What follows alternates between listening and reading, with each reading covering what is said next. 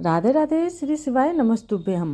मार्गशीर्ष महीने की 30 नवंबर दिन गुरुवार, तिथि तृतीया पड़ रही है। तृतीया तिथि बहुत ही विशेष तिथि है। कल दिन गुरुवार मार्गशीर्ष महीने की है, जिस दिन माता लक्ष्मी की पूजा पाठ की जाती है। माता लक्ष्मी इसी दिन इस महीने में प्रकट हुई थी, तो इसीलिए मार्गशीर्ष महीने की अगर हम लोग महीने में प्रकट हुई थी, तो इसीलिए मार्गशीर्ष महीने की अगर हम लोग मार्गशीर्ष महीने की हम लोग हर गुरुवार के दिन माता लक्ष्मी की पूजा का विशेष महत्व होता है। इसी के साथ कल तृतीया तिथि है, तो आप ये उपाय करके लाभ अधिक से अधिक उठा सकते हैं।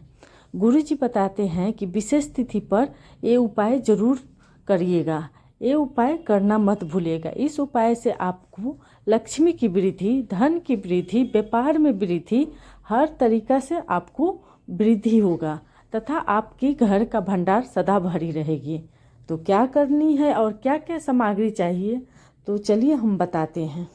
तो इसमें सामग्री में आपको 21 चने की दाल लेनी है, एक गुड़ यानी मीठा गुड़ की ठेली लेनी है और अपने घर से 1 लोटा कलश जल लेनी है।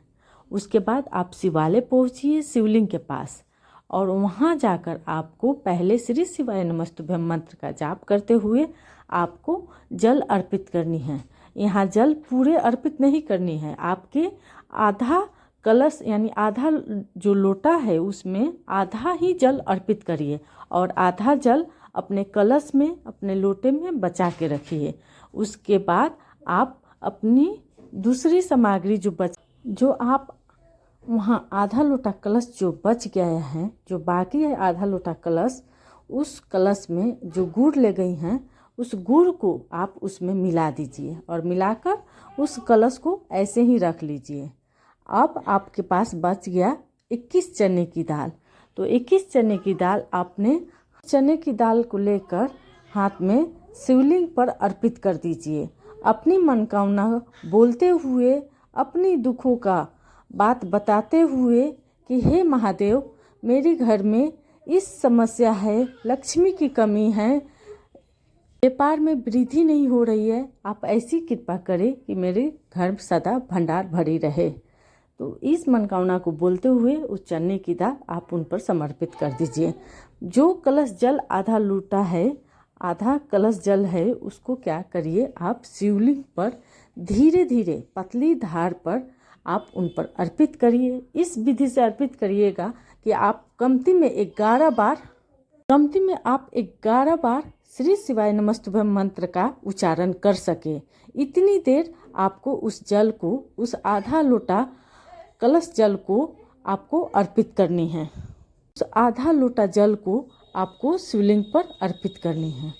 अर्पित करके आप थोड़ी देर वहाँ बैठिए, उनसे प्रार्थना करिए, विनती करिए कि, और विनती प्रार्थना कर तब आप अपने घर जा सकते हैं।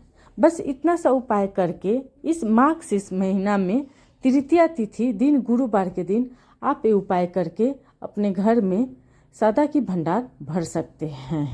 इसी के साथ मार्गशीर्ष महीने में दिन गुरुवार का ये उपाय करना मत भूलिए।